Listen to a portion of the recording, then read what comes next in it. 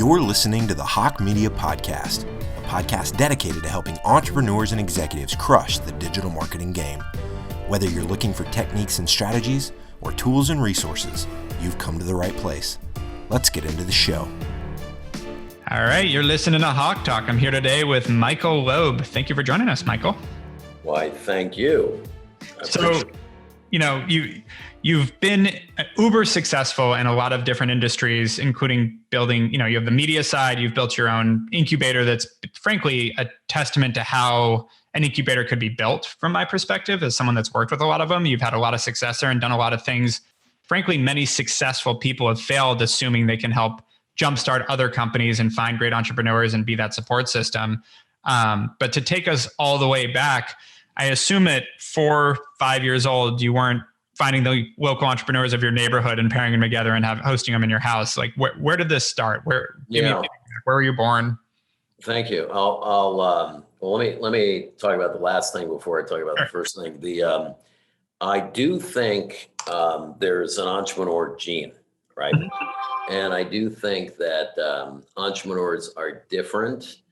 And I think one of the byproducts of that is they are the kid with the lemonade stand and the paper route and cutting the neighbor's lawn.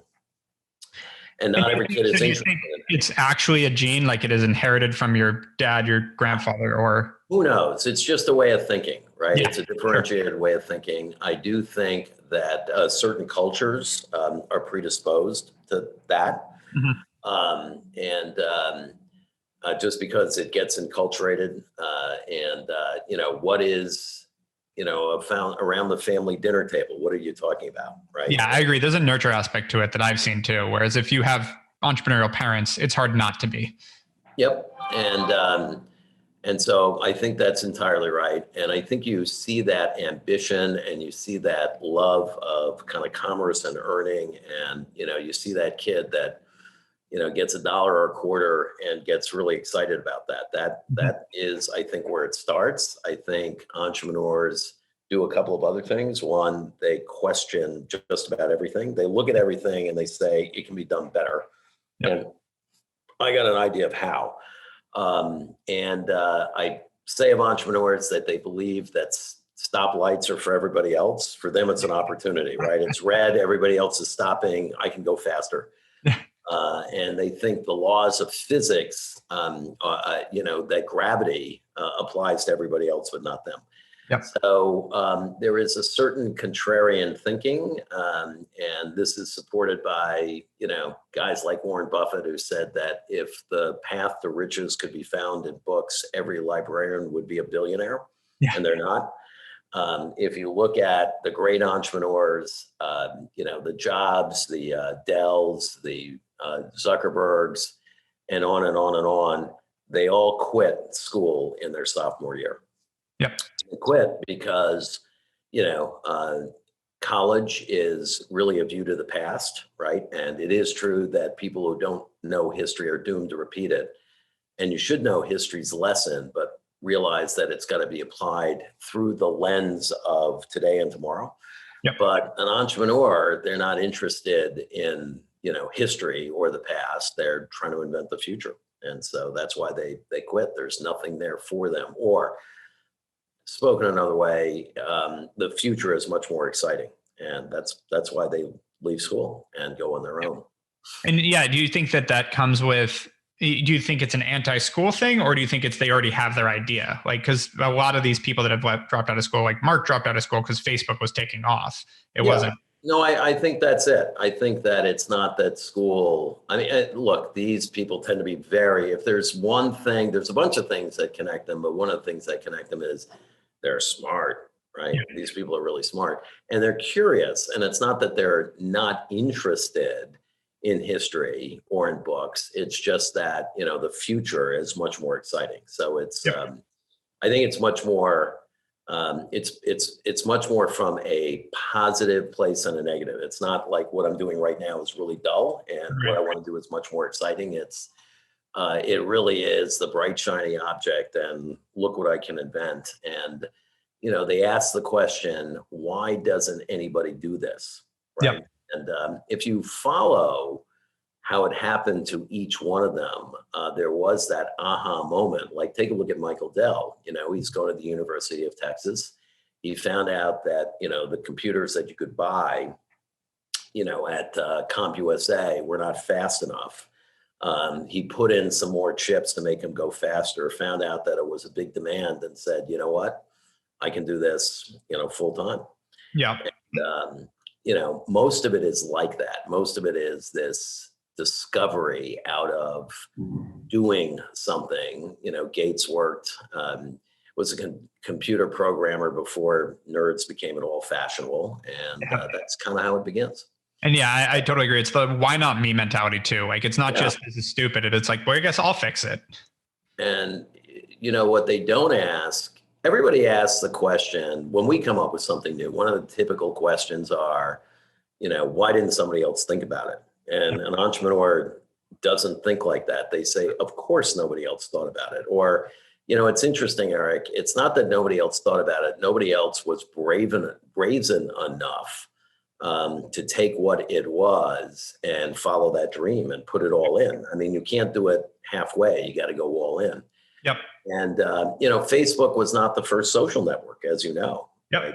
Zuckerberg just, and, when Steve Jobs came up with, the iPhone, there was already a BlackBerry. He just came up with something better. And somehow, if it's better enough, it's totally novel and revolutionary. Nobody compares the iPhone to a BlackBerry. Right. Nobody. You're right. I mean, it's even the iPod when he came out with it. It was so revolutionary. And like, how many MP3 players were already on the market? There were tons. Yeah, tons. Yeah. But it was this one differentiator that, a lot of people would look at and say that's not enough. I mean, exactly what you said. There's a lot of MP3 players in the marketplace. What's the big differentiator here? And when it gets explained to you, most people would still say, well, that's no big deal. But somehow it becomes a giant deal. Yeah. And entrepreneurs, I think differently.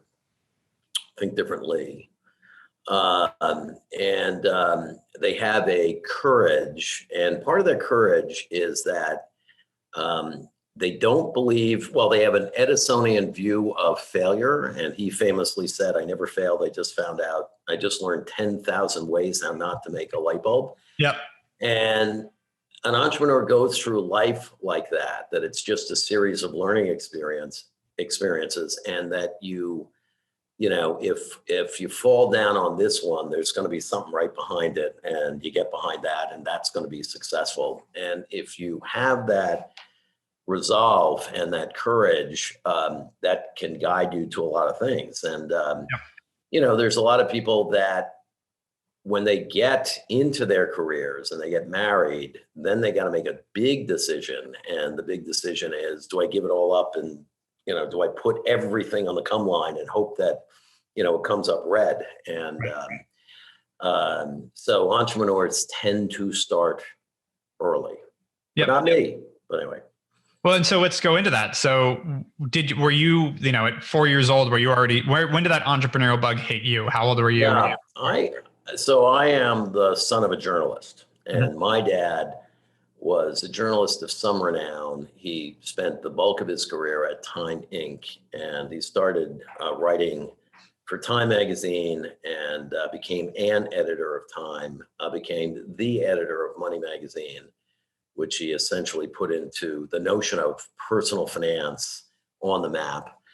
And for the last 10 years of his career at Time, he was the head of Fortune Magazine, so the managing editor of Fortune Magazine. And our dinner conversation was exactly that, right? It was about investments and business models and, how people have become successful. Jack Welch was the subject of more than one dinner conversation. That is what, we had a steady diet of. And so when I went to school, and I grew up in Queens, my dad had us move to Scarsdale and Westchester for the good school systems. And he was trying to snatch victory out of the jaws of defeat. So I went to, after high school, went to college, and yeah, I was that kid who was always thinking of, new business ideas. And that's how, by the way, and I get that feedback from, when I go to a college reunion, people remember me as that guy, right? Coming up with, new business ideas. And I think that's what and it just, hard to interrupt, but this is really interesting. So your dad wasn't necessarily an entrepreneur, like he was a business guy, but he wasn't an entrepreneur, but you grew up around highlighting and talking about so much entrepreneurship that it still became ingrained in you as that is the path. Mm-hmm.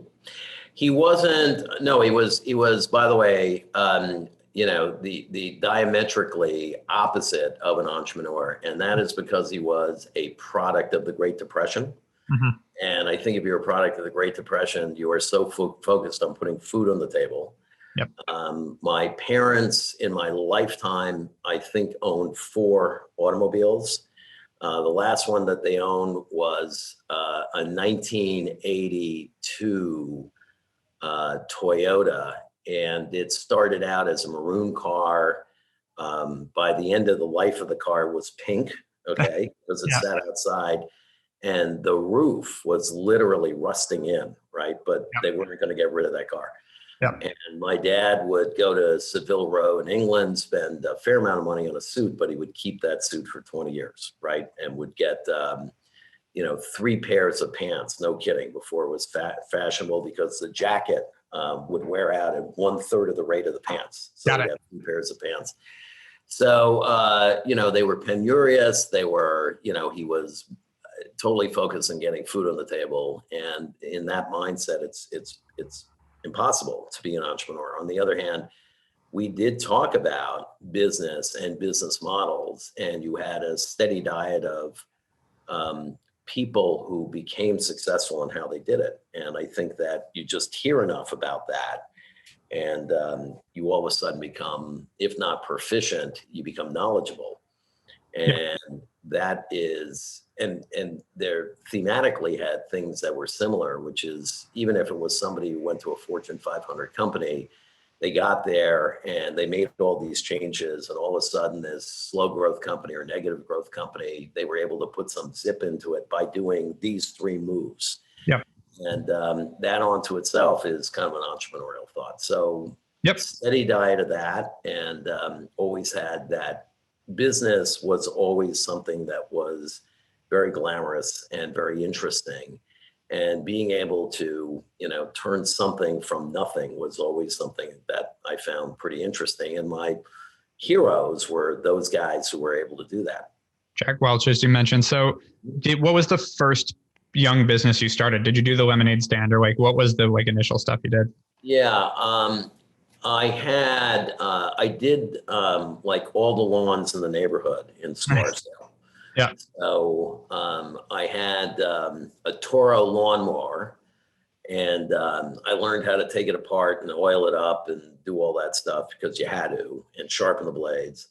But 10 houses in the neighborhoods, I cut their lawns all day.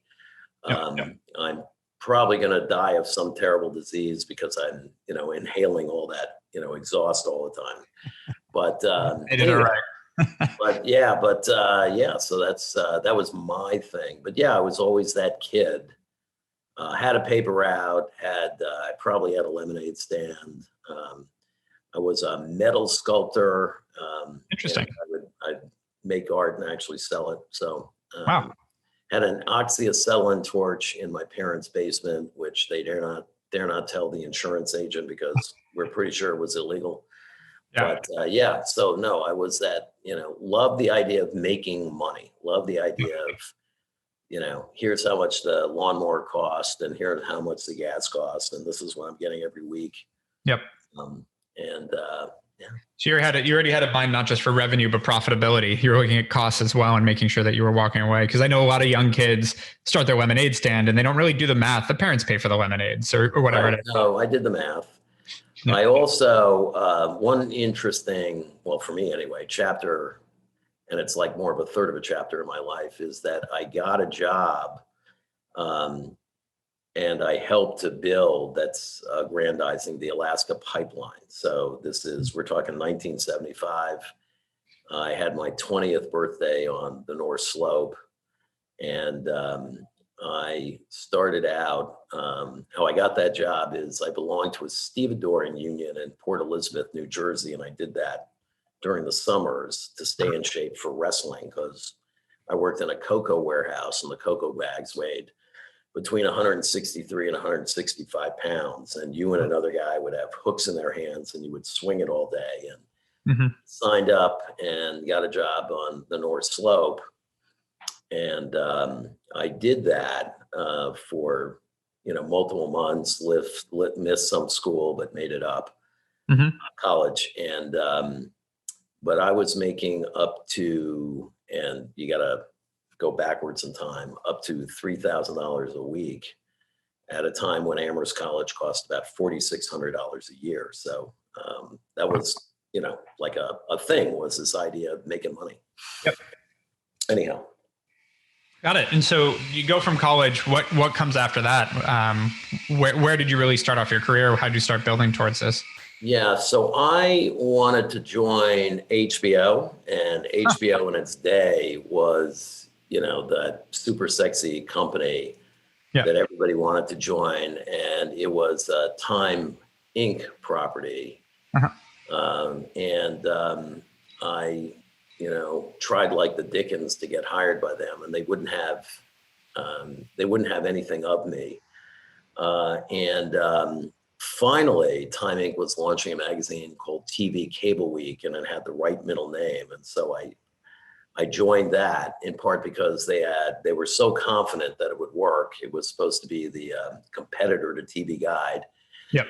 And they were going to do something unique, which was they were going to have by cable operator the programming for all the cable channels, which in the day, there was nothing describing the programming or the times back in the day. It was TV Guide only had CBS, NBC, and then they had the local channels, but they did not have, they had the three big ones, including ABC. They had those three and the locals. So they had, 6 channels that they would tell you what was televised and what time. But even back then, cable was giving you like 75 channels, and you wouldn't know. This is the 70s you're talking? This is, no, later than that. This would have been the 80s. Sorry. Okay, got it. And anyway, it was a can't miss title. That was the one that I joined. So I essentially followed my dad into Time Inc. And I then went from TV Cable Week, which was a failed experiment, and Time Inc. spent $52 million codified in a book called The Fanciest Dive. But then I found my way to Sports Illustrated, and rose through the ranks of Sports Illustrated. Had something to do with putting together sports, kind of the discovery of bloopers videos, which were all used as the premium. And I'm one of the patent holders for the sneaker phone and the football phone. And those two were premiums for Sports Illustrated. Launched or helped to launch Sports Illustrated for Kids, and was tapped to launch Entertainment Weekly, which was a job that got me fired. And so I'm fired from Time Inc. How come it got you fired? What happened there? Pardon me? What got you fired? What actually happened there? Well, what got me fired is they teamed me up with an editor that had a very different vision of what Entertainment Weekly was going to be. It was more going to be about books and poetry and ballet, which is fine, but the last name is Weekly, and you got to get to at least 1 million in circulation to go above the fixed variable divide. And you're not going to do it unless you are a little bit more populist. Yeah. And I thought of Entertainment Weekly as the Sports Illustrated of entertainment. So substitute the big three sports for the big three forms of entertainment. And when your editor and you see things that differently, that's really the formula for failure. And so it was a very rocky first year, and we were both shown the door. And I didn't mean to get revenge, but I started the company outside of Time Inc. that I was trying to start inside of Time Inc., which was Synapse. And Synapse presupposed the advent of credit card into the magazine and newspaper industry. And at that point, until that point, it didn't exist, or largely didn't exist. And it was more than a SaaS-based model. Oh, lost you a sec.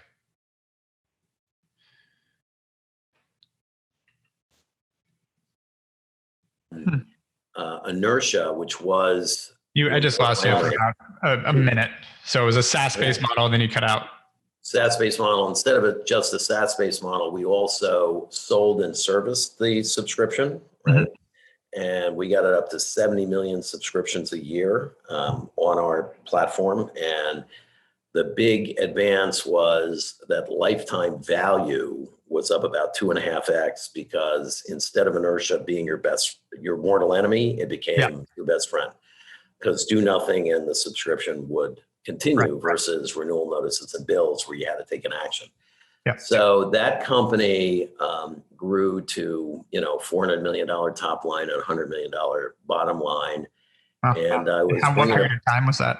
That was 9 years. Okay. And what was the big, it was just as simple as you were taking every magazine out there and converting it to a subscription model so their business model was better and they needed you as a partner anyways. So it was it that? It was coming up with new channels of sale.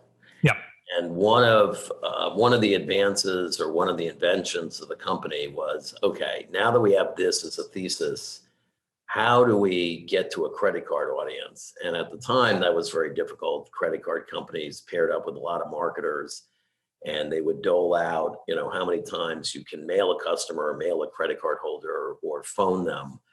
And all those landing slots were taken up. And we made the observation that credit card media, the statement itself, back when we had paper statements, were mailed out in copious amounts. About 6 billion a year went out, and they were all underweight. They all weighed about 0.7 of an ounce. And we went to the banks and literally bought the last 0.3 of an ounce and put promotional materials in. And the promotion not only went out, but it went back in to the credit card company itself, because bear in mind, they embedded a reply envelope. And that was universally used. Like 98% of what went out went back, and all we had to do was hitch a ride on the way back. And that was the media form that got us started. And we branched out. How did you open those doors into the banks and the credit card companies? Like, they're not notoriously easygoing about this kind of thing. Yeah. Glad you asked, because that opens up to an important discussion, which was my partner in that business was a guy named Jay Walker. And Jay had relationships with a couple of banks, Citibank in particular, and that was the opening. And Jay and we worked together on Synapse for the first couple of years. Jay is something of a restless intellect. And after a while, his best role was to think of the next thing we could do together. And there was many, many different ideas that he would share with me. And one day it was Priceline.com, which was the company that was launched inside of Synapse, which was a very interesting experiment. We did not know if the people who were working on both would spit the bit or embrace it. Turns out they embraced it. And it wasn't until a couple of years later that we wound up splitting the companies in half.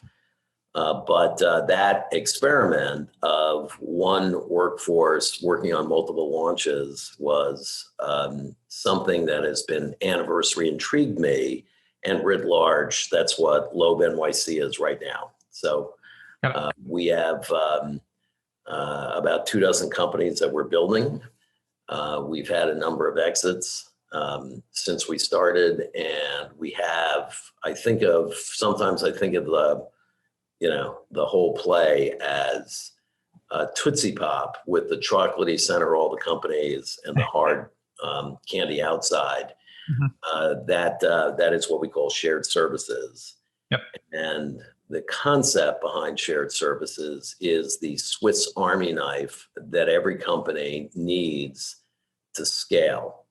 So what we try to do is put together 4 things that tend to be disparate, which is the ideas, the entrepreneurs, the execution, and the capital, and add to that, facilities and community. And that's kind of the whole mash that we have today. Makes sense. And so where do you feel like you hit, being the son of a successful journalist, but a journalist, when did you hit that kind of stride of like massive success? I mean, you're now an icon when it comes to business, and also in my words, but my favorite. Well, let's hope everybody adopts your words. Right? Yeah, there you go. We'll put it out there and we can title it that. And, but I mean, one of my favorite things that I heard buzzing around, obviously you have a beautiful home in the Hamptons, and it's the Billions home, the home from the show. So like what a show that's trying to depict billionaires chose to use your home as a depiction of billionaires. So there's something there about you've become that icon in a lot of ways. When did that turning point? I can only compliment them, the producers, on their taste. So. Amen. When did that turning point happen? It really happened, I think, when, 9 years in to Synapse, which, by the way, was bootstrapped. So that's a rarity these days. But back in the day, that's how you start a company. You didn't have outside capital. And we had none. And it was when I'm bringing the company public in 2000, and Time Inc. said, sounds like you're serious about this. Wouldn't you rather have a private sale? And when we did that private sale, and it was done in installments, it was an earnout. My dad had an expression about gangsters dying in bed to describe a rare event, but because entrepreneurs are advised not to have an earnout, but this actually was an earnout that worked well for both parties. And but it was when that deal was done and that first big check that came in was really when it dawned on me that this was, that this was a big deal. And that was, again, 20 years ago. Okay, got it. I was going to ask about how old you are. So 20 years ago. And so you get this earnout, and you completed the earnout. How long was that earnout? It was 5 years. 5 years? Again, yeah. Decent length. It was an $800 million transaction over 5 years. But, and again, split between Jay, myself, and the people that were working it. One of the prouder events was that when that deal was struck, 26 people at Synapse became millionaires in a moment, which was fun. And everybody participated in that. And my kind of sine qua non example was that our receptionist, who was there from the very beginning, we're talking about the model where, everybody had a landline and somebody had to pick it up. And then when you visited the company, you were in a waiting room, and the receptionist was right there in the waiting room. And that person was very important. They were your front door. And she made about $350,000 in the transaction, which for her was totally transformative. She paid off her house and had enough for her daughter's education. So that was a good day. That was a good day. That is amazing. And there is something that, there's a lot of negative publicity around business owners these days, but as someone that shares that, like, most business owners are rewarded by the success of their people. And like the fact that you can see that that's something you created and you bootstrapped, you didn't take other people's money. You bootstrapped this company and were able to make 26 people millionaires and give a receptionist $350,000 on the sale, make an $800 million sale in 9 years. Like, that's massive. Yeah. So I think most owners and most entrepreneurs with successful businesses are sharers, and they, in part because if you are that entrepreneur, you think that this is just the first leg, right? I'm gonna do it again and again. And if you look at entrepreneurs, they do have a nasty habit of becoming serial entrepreneurs because aside from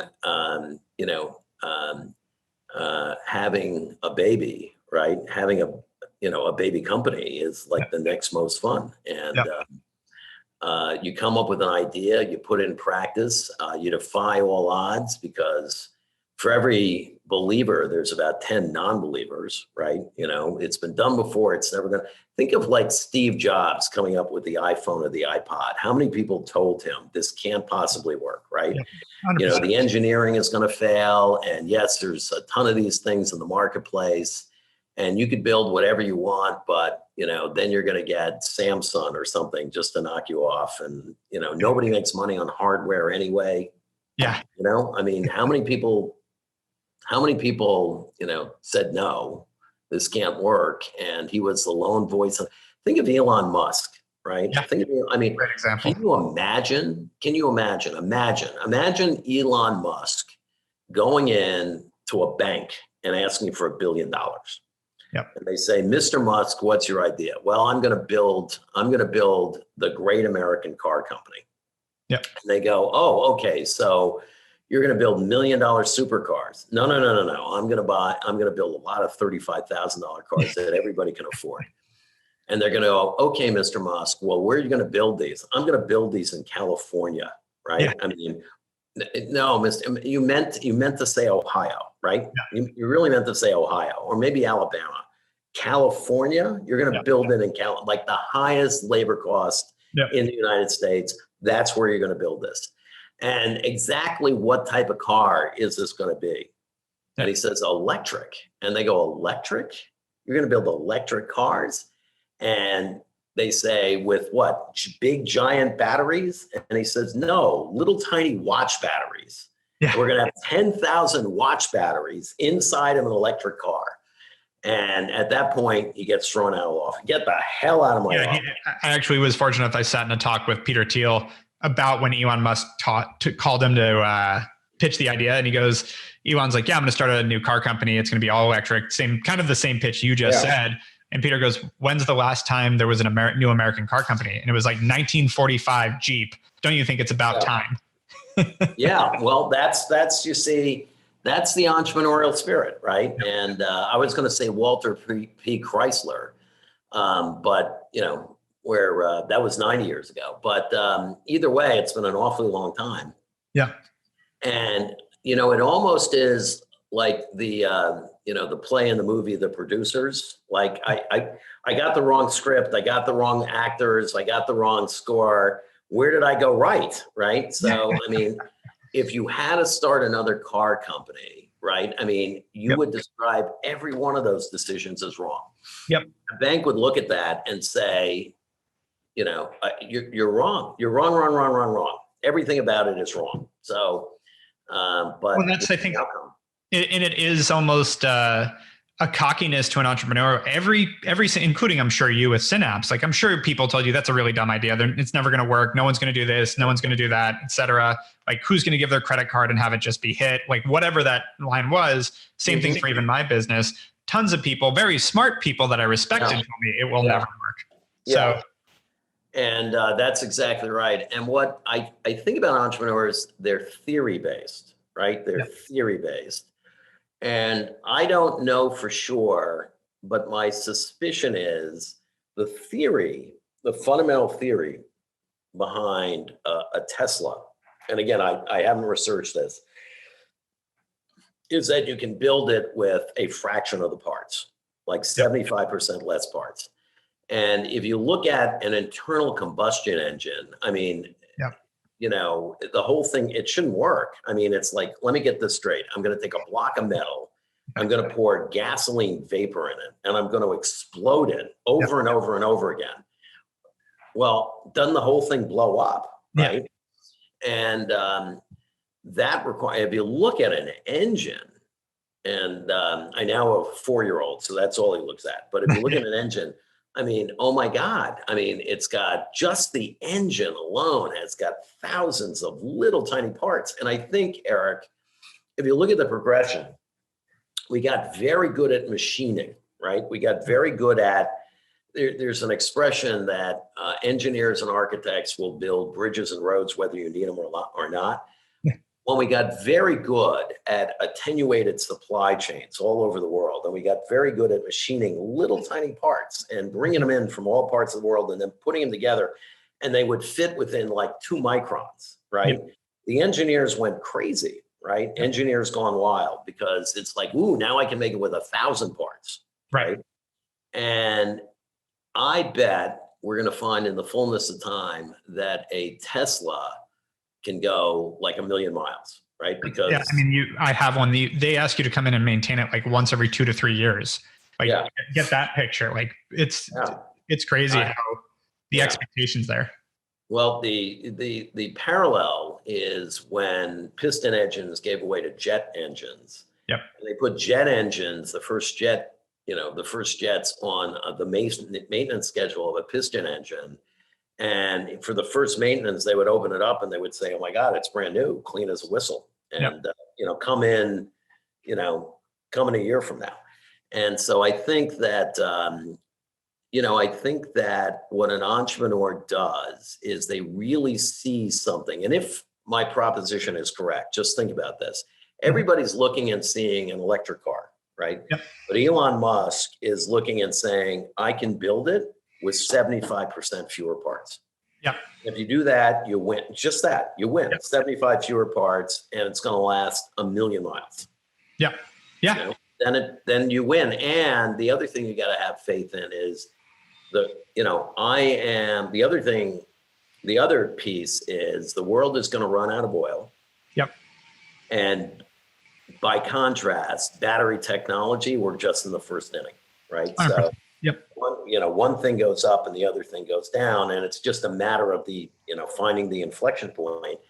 And when we talked about the future and books and the past, when everybody is just citing all these facts, what they're doing is backward looking. And what an entrepreneur does, they start with a thesis, a fundamental thesis, and it's all forward looking. Right. And it's a look at how do we get there, not will it work, or it's like how. It's Elon Musk again.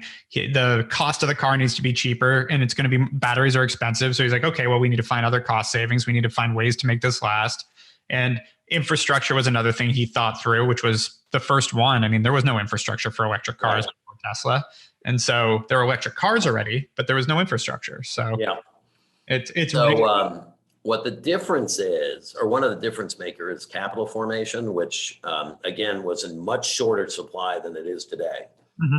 Because now you can't, because there were so many pioneers, and because we proved that the road less traveled can be the path to riches.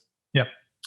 Now it's much easier to get people to believe, and much easier to have capital formation. And you take a guy like Musk and you look at, and I only read recently, he didn't invent Tesla. I always equated that. He came in on the board early in the curve. But, SpaceX, the Boring Company, I love the name of the Boring Company. How cool. But this notion that, things are just not done the right way and are too expensive, and I'm just gonna, I'm gonna go up against NASA, okay? Just cause, right? No private company ever attempted to do that. It was so big that it had to be the government, right? Yep. And not just any government, but the American government, right? Yep. So the government of the biggest economy in the world had to take this one on. And he said, you know what? I think I'm smarter than the government.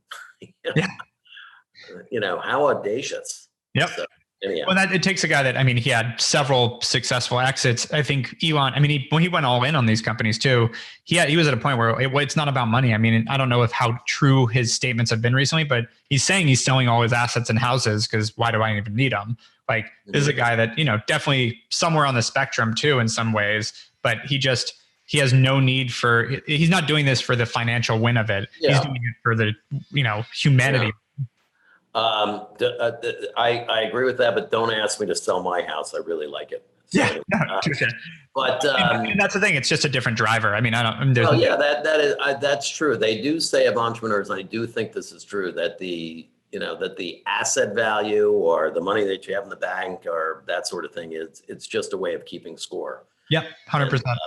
I do, that's not true in the beginning because you kind of want to trade in your Valo, but but it's once you hit that point where there's I shouldn't say quick, but once you hit a certain threshold of success, it's all the same at that point. Like you're not going to buy another big house, and that is not the win. You might do it anyways, but the way, as you said, it's a scoreboard, but it's more about creating something. I do believe that. I do believe that. And stay hungry, young man. Yeah. Amen. So you went from, once you sold to Time Inc., was Priceline a part of that deal or was it separate? No, that was separate. Priceline actually went public in 99 and Synapse was following it. Got it. And that's when Time Inc. said, wouldn't you prefer to have a private deal?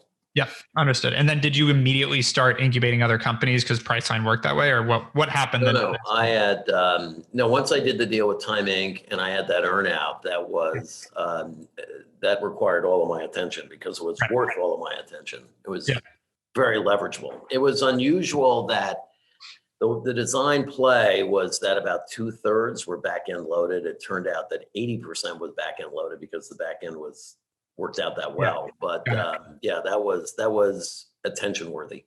Yeah. No, it makes sense. And so what happened after the earnout? Did you take a break? What did you do? No, I didn't take a break. I gathered one of my favorite executives from Synapse, a guy who followed me from Time Inc. To Synapse and Priceline. And then Rich Vogel, who is my partner, and we've been working together for 30 plus years. Erik, you've seen our office, so you know that we have 2 desks in one office and we face one another. Yep. That's because we can overhear each other's conversations, something that Rich has done more than once. And a lot of conversations start with, when I get off the phone and he says, you know what you just promised? And I said, what? And he says, well, you promised this. I said, no, I didn't. He said, yes, you did. So anyhow, but we've been collaborating for a long time. And when I got my last earnout check in 2006, and you're right, it's a disease, it's infectious. And, I could have hung up the Spurs at that time, but it just was not at all interesting. Yeah, that was a loaded question. Most can't. And it's a drug. It's your high. It's the most fun, you can have is after having a baby is starting a company. Mm-hmm. Having said that, entrepreneurs really cope with failure pretty well because they don't call it failure, as we talked about. What they call it is learning experience, but they never feel like they failed. They feel like the clock ran out, that, there was some environmental that tripped them up, but, and that, by the way, serves them well. Yeah. When I think it's even if the mistake or the failure is on them, meaning like this didn't work because I didn't sell well, identifying the reason allows them to learn from it and move to the next thing. So even if it's not environmental, I think they cope with it. I think you're right. They tend, by the way, not to blame other people as a group of people. They tend to accept that, it's on me. I saw it this way and I got fooled, but they tend to be realistic. Mm-hmm. And as you can tell, I'm a fan of entrepreneurs, which is one of the things we do in our company is we celebrate entrepreneurs. We want to see them win. We protect them through multiple rounds. And apropos to rounds, what we do is when we spin up a company, we build it to a certain scale where money coming in is thought of as scaling capital, mm-hmm. as opposed to super early stage stuff where you get highly diluted. But we will protect entrepreneurs through what otherwise would be multiple rounds. And so their stake is secure. And really what we try to drive is to success. You listen to VCs and you hear about 2 in 10 or 1 in 10. Yeah. And what we wanted is 5, 6, 7 in 10. And part of it is our structure, part of it is our definition of success. But that's our goal. But after, after Synapse, Rich and I were trolling for the what's next of it. We thought, let's start a fund.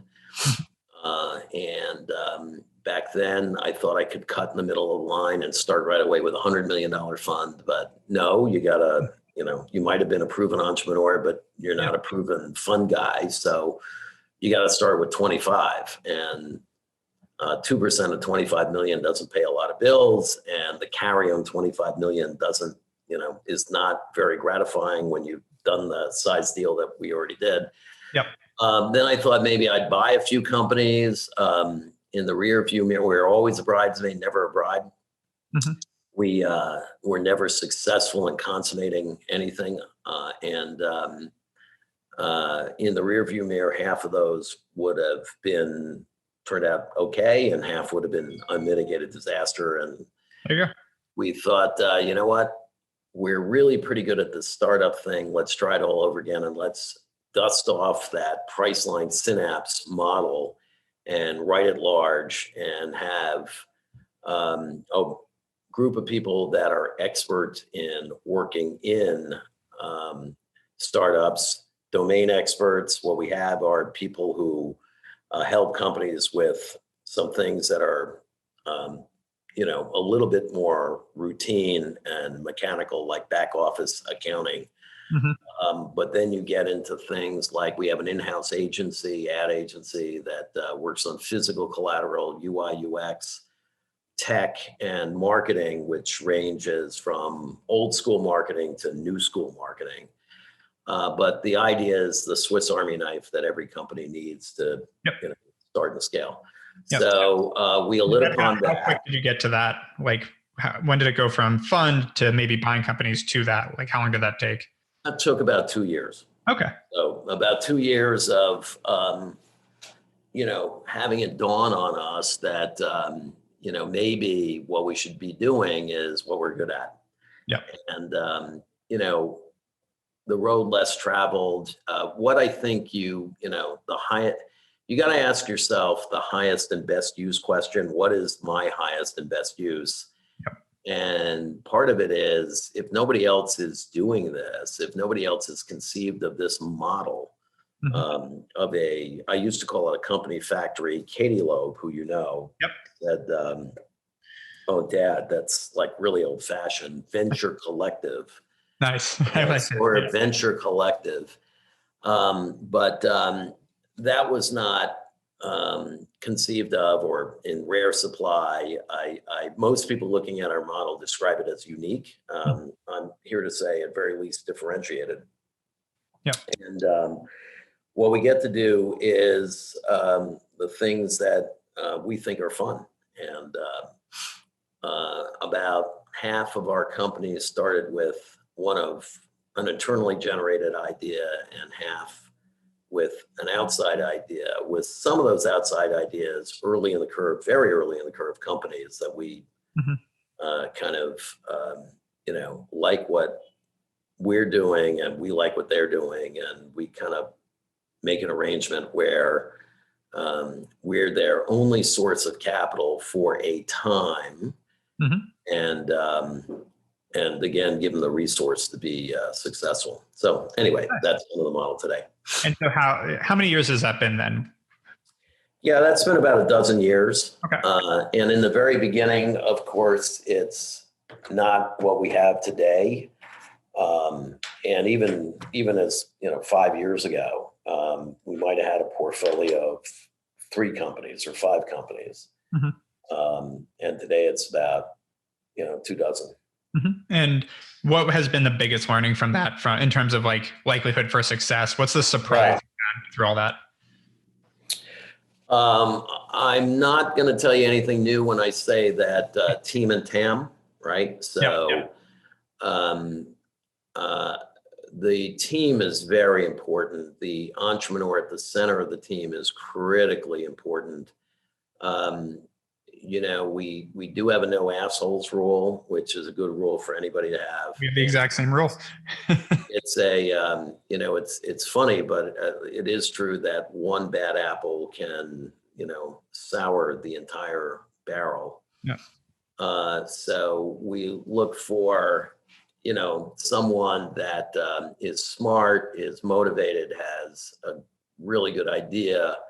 And that, by the way, is internal or external. And Yep. So that is maybe the most important thing. And then you get to TAM, and is this novel? Who would buy it? What would they pay? Is this B2B or B2C? Should this be a sale or should it be SaaS? So all those things have got to check out. Well, we also like disruption and novelty. We used to call it first mover advantage. Yep. But we like being, if not the first into the market, close. I'm mindful of what I call Goldilocks. We want to be Goldilocks sized, which is to say that if it's too small, obviously it's not interesting, as in the addressable market is too small. Yep. If it's too big and you're boiling the ocean, then it's you're at risk for, a Microsoft or an Amazon to pat you gently in the head and say, we'll take it from here. And, you'll remember, many, many digital agencies, and, one at a time, Facebook would say, oh, I like that feature set. Yep. And they said, buy me. And they go, why? I'm just going to copy you. Yep. No barrier to entry. I'm just going to, I'm going to copy you. And so if it's, it's like the dog chasing the car. What if they're going to catch it? Right. So you got to be mindful of that. So we see that a lot with our investments too. It's like, if this can be something that your main platform can just do themselves, you're in trouble. Yeah, for sure. And so that's a couple of things that we look for. Got it. Yeah. And so a couple more questions for me. What's next? Sure. What do you think's coming down the pike for you? Well, thank you for asking that. This is a call to arms for all entrepreneurs. A friend of mine is Caroline Everson of Facebook, and she's like number 3, 4, or 5 over there. And back in March or April, I had a conversation with her, and it was, what's COVID, what's the sum and substance of this? And she said that the world has been accelerated by 10 or 15 years. And I think that's now a widely held notion. And if you just think, Erik, about this interchange right now, we would never have it, right? I mean, you would invite me on there and we would talk about when I'm next in California and blah, blah, blah, blah, blah. And, it's kind of been a farewell to arms. It's like, you had to go to California and you had to take that first. Oop, lost you a sec. Sure, it'll catch up. Edge, right? It used to be a signal of respect. Right, to show up first. Exactly. And now that we collectively found out that we don't have to do that and nobody can do that, I've discovered, and you're talking about. Oh.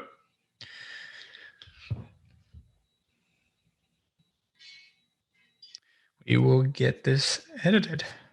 Be a 10. Just real quick, you cut out for about 30 seconds. So you discovered, now that you don't have to meet in person, then you cut out. Okay, I think we collectively discovered that we don't have to be there face to face and in person. Yep. And you not only, it used to be, of course, that, you'd fly out to the West Coast, you'd have time for 3 meetings. Yep. And then you take the red eye back. Mm-hmm. And now in the same time that you can have 3 meetings, you can have 30. Yep. And the playing field has been leveled. And so now everybody's got to play by that same rule of we're not going to show up. We're just going to have to do this by distance.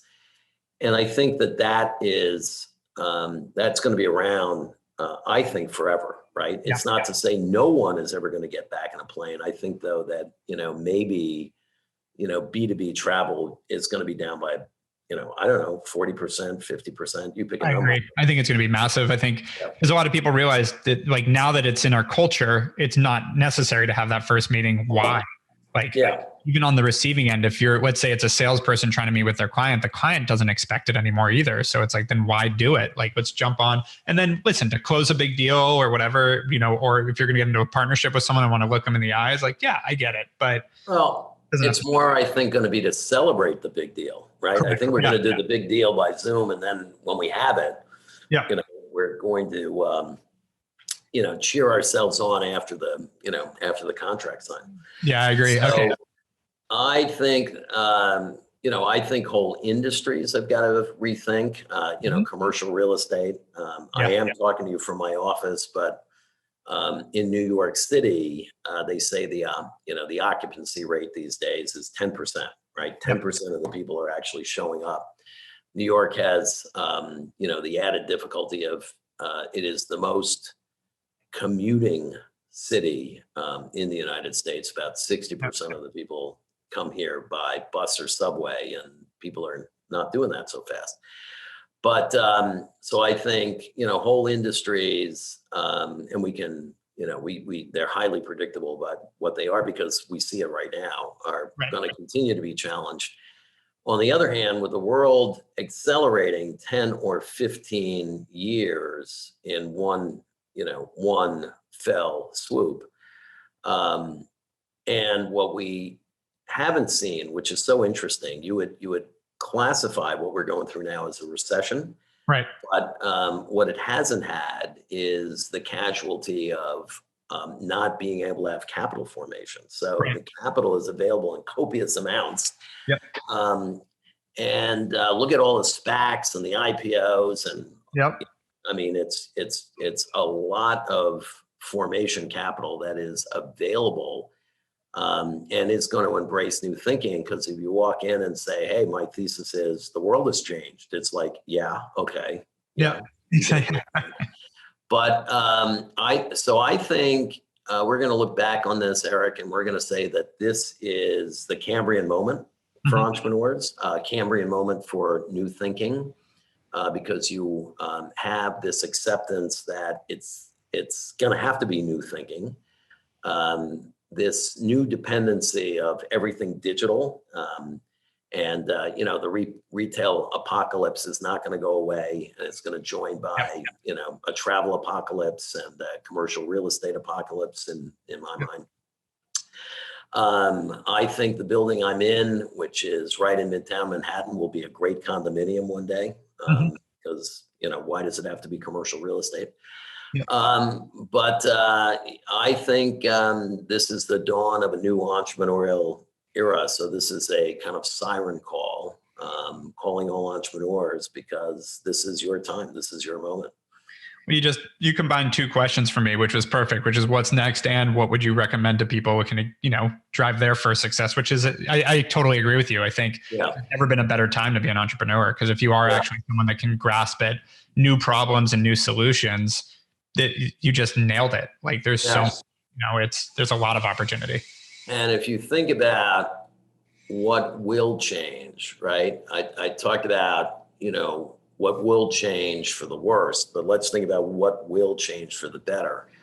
I think you and I can agree that the nature of work is going to change in the future. I mean, we've all figured out that you can work from home, and that is, half the way towards being a 1099. And if you are 1099, you have a lot of advantages. The employer's got a lot of advantages. Your advantages are that 20% of your income is not taxed. Correct. That you can write off your home office, which is hard to do as an employee, and a car and your cable bill and a lot of other things. But maybe the most important thing is that as a 1099, you get the money, and the government has got to rip it out of your clutching hands. Right. And occupation is 9/10 of the law, versus the reverse, which is they skim off the top and skim more than a little.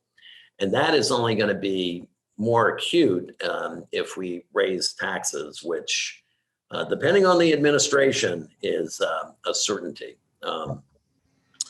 So I think the nature of work is going to change. I think how people conduct themselves in business is going to change. I think, Erik, they're talking about 25% of the colleges going out of business. Yeah. I'm intrigued about how we adopted careers or how we mapped out a career. In the 18th and 19th century, we had a guild system. It was more in Europe than it is here, but we became an apprentice to a great carpenter or a great blacksmith. And, I think some form of that comes back. So, for entrepreneurs who have a vision of what it's all going to look like, this is your time and your time to shine. So Agreed. Well, Michael, it's always a pleasure. Thank you so much for being on the HawkeTalk. Well, thank you. Thank you, Erik. Good luck. Thank you. You've been listening to the Hawke Media Podcast. To ensure that you never miss an episode, make sure to subscribe to the show in iTunes or your favorite podcast player. Thank you so much for listening. Until next time.